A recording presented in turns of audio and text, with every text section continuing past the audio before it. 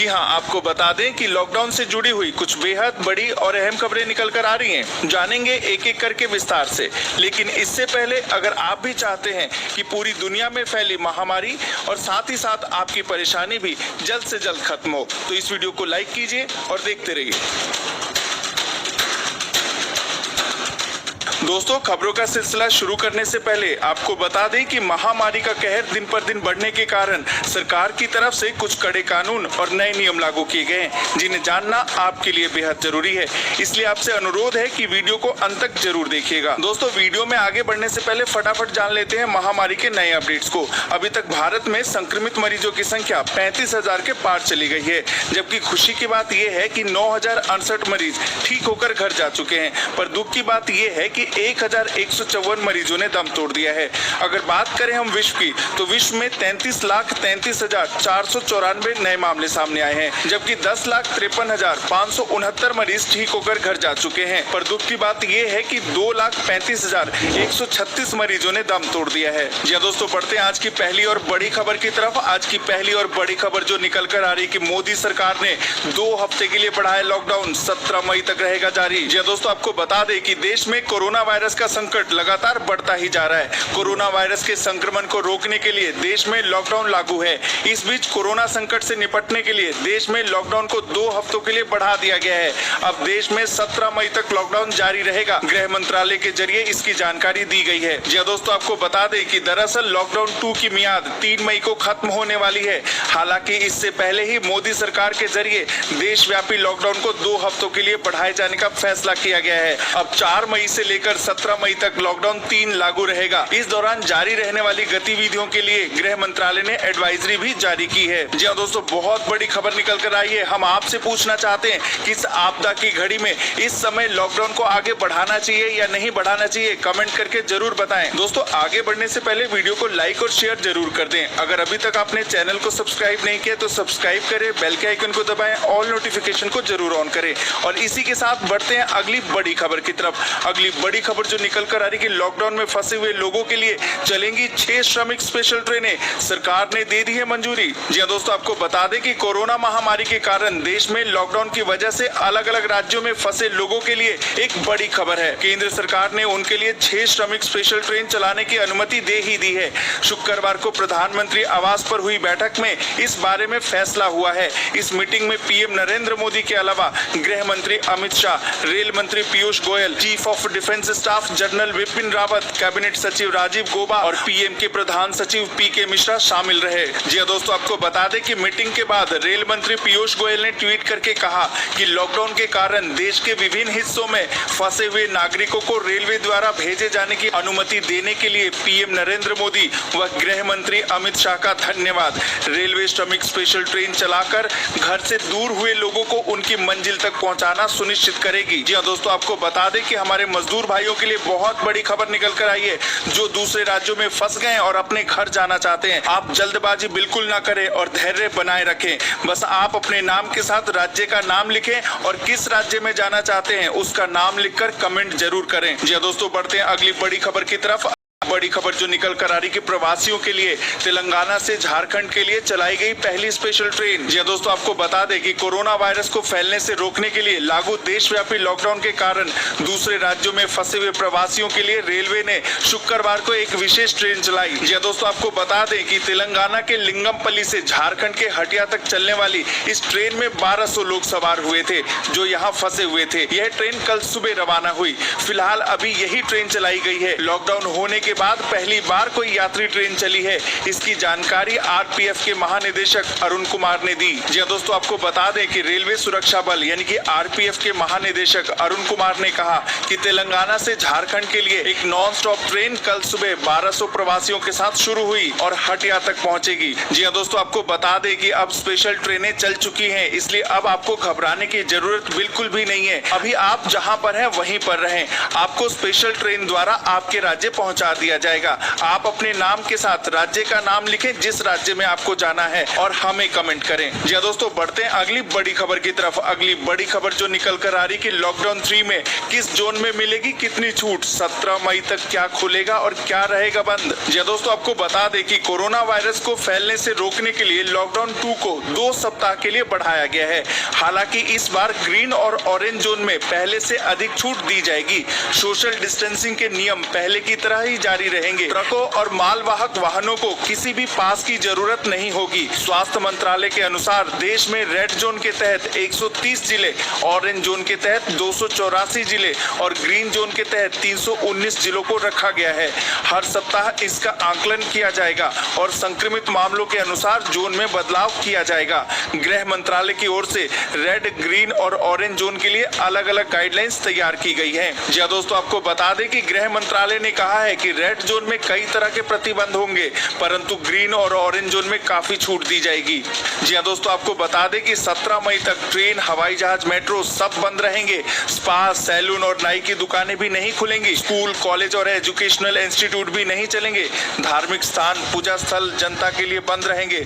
खेल परिसर, सामाजिक, राजनीतिक, सांस्कृतिक सभाएं भी नहीं होंगी। जी दोस्तों, आपको बता दें कि ग्रीन जोन में 50% क्षमता के साथ बसें चलेंगी। अगर 20 लोगों के बैठने की क्षमता है तो केवल 10 ही बैठ पाएंगे। जी दोस्तों, हम आपसे जानना चाहते हैं कि आप किस जोन में आते हैं और इस पूरी खबर पे अपनी राय कमेंट करके जरूर बताएं। जी दोस्तों, बढ़ते हैं अगली बड़ी खबर की तरफ। अगली बड़ी खबर जो निकल कर आ रही है कि प्रवासी मजदूरों को लेकर अब केरल से भुवनेश्वर भी जाएगी स्पेशल ट्रेन। जी दोस्तों, आपको बता दें कि देश में कोरोना वायरस की वजह से लॉकडाउन लागू किए हुए 1 महीने से अधिक का वक्त हो गया है। इस बीच सबसे अधिक मुश्किलें प्रवासी मजदूरों को उठानी पड़ी है। अब करीबन 40 दिन के बाद सभी मजदूरों को घर वापस भेजने का काम शुरू हो गया है। शुक्रवार को मजदूर दिवस के मौके पर पहले तेलंगाना से झारखंड के लिए ट्रेन चली। अब एक और ट्रेन केरल से उड़ीसा के लिए चलाई जाएगी। जी दोस्तों, आपको बता दें कि केरल के एर्नाकुलम से ओडिशा के भुवनेश्वर के लिए एक स्पेशल ट्रेन चलाई जाएगी। इस ट्रेन में करीबन 1000 मजदूरों के बैठने की अनुमति होगी।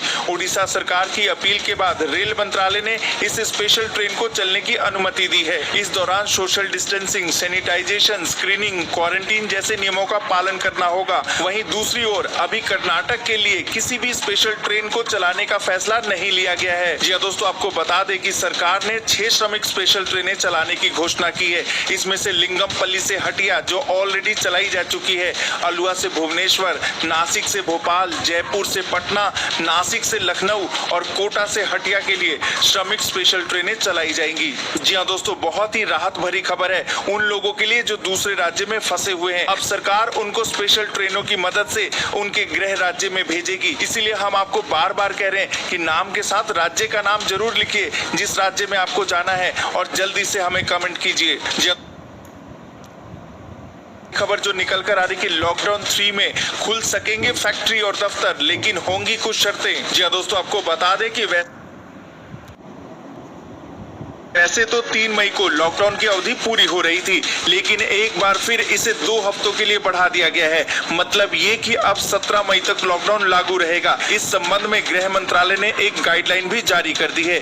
गाइडलाइन के मुताबिक इस बार के लॉकडाउन में कुछ छूट भी दी गई है। लॉकडाउन में देश भर को रेड, ऑरेंज और ग्रीन जोनों में बांटा जा रहा है। जी हाँ दोस्तों, आपको बता दें कि ग्रीन जोन में सभी बड़ी आर्थिक गतिविधियों को छूट दे दी गई है।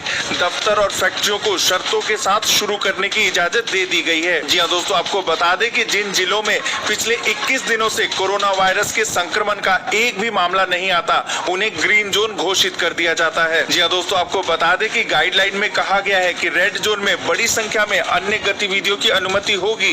ग्रामीण क्षेत्रों में सभी औद्योगिक और निर्माण गतिविधियां जिनमें मनरेगा कार्य, खाद्य प्रसंस्करण इकाइयां और ईंट भट्टे शामिल होंगे, इन सभी को अनुमति दे दी गई है। जी हाँ दोस्तों, हम एक बार फिर से आपसे पूछना चाहते हैं कि आप किस जोन में आ रहे हैं, आपको इन छूट का फायदा मिल रहा है या नहीं मिल रहा, कमेंट करके जरूर बताएं। दोस्तों, आगे बढ़ने से पहले आपको बता दें कि जो लोग दूसरे राज्यों में फंसे हुए या फिर अपने घर पर मौजूद हैं, उनको लेकर बड़ी अपडेट है। आपको बता दें कि लॉकडाउन 2 हफ्तों के लिए बढ़ा दिया गया है। जो लोग फंसे हुए हैं और वो सभी घर जाना चाहते हैं, तो आपको बता दें कि अभी तक कुछ ही राज्यों की सरकारों ने स्पेशल ट्रेन चलाने की इजाजत दी है, लेकिन घर लौटने वाले लोगों की और साथ में मजदूरों की संख्या लाखों में है।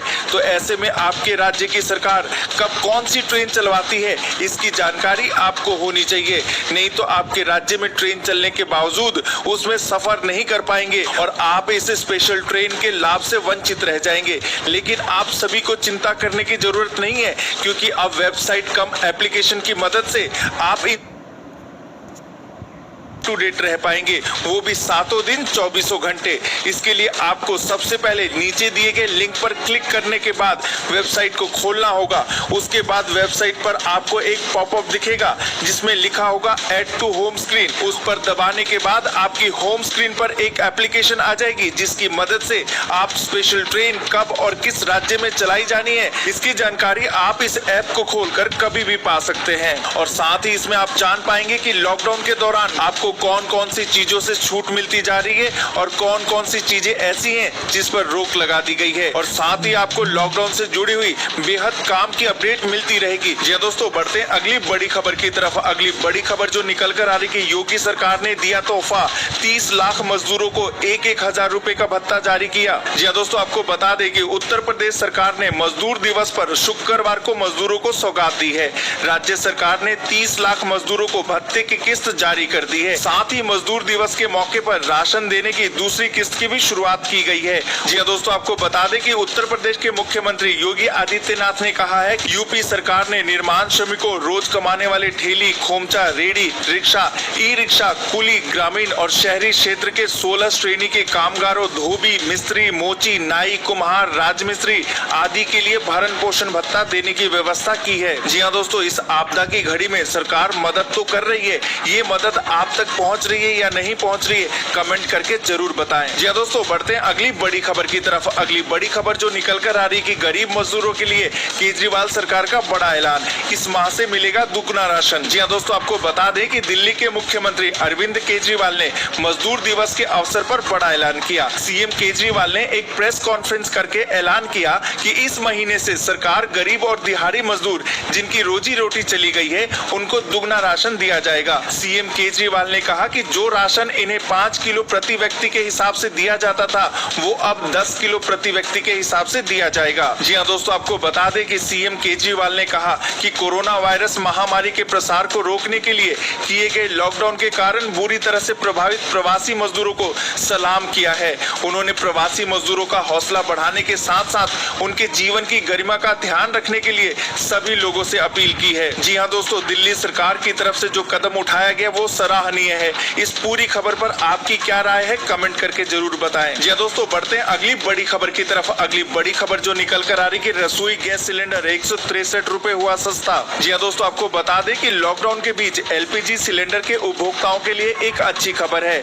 1 मई से बिना सब्सिडी वाला रसोई गैस सिलेंडर सस्ता हो गया है। राजधानी दिल्ली में रसोई गैस सिलेंडर 162.50 रुपए सस्ता हुआ है। जी दोस्तों, आपको बता दें कि दिल्ली में अब यह 581.50 रुपए में मिलेगा। इससे पहले इसके लिए 744 रुपए चुकाने होते थे। हालांकि अलग अलग राज्यों में लागू टैक्स के हिसाब से इस रेट में अंतर आ सकता है। तेल कंपनियां हर महीने 1 तारीख को एलपीजी सिलेंडर के दाम की समीक्षा करती है। जी हाँ दोस्तों, आपको बता दें कि मुंबई में एलपीजी सिलेंडर की कीमत 579 रुपए होगी, जबकि इसके लिए पहले 714.50 रुपए देने होते थे। यही कोलकाता में सिलेंडर के दाम 190 रुपए की कटौती हुई है। अब ये 584.50 रुपए में मिलेगा। वहीं अब चेन्नई में सिलेंडर 761 की तुलना में 569.50 रुपए में मिलेगा। दोस्तों, सिलेंडर के दाम में कमी आना आम लोगों के लिए राहत भरी खबर है। इस पूरी खबर पर आपकी क्या राय है, कमेंट करके जरूर बताएं। जी दोस्तों, बढ़ते हैं अगली बड़ी खबर की तरफ। अगली बड़ी खबर जो निकल कर आ रही कि लॉकडाउन 3 में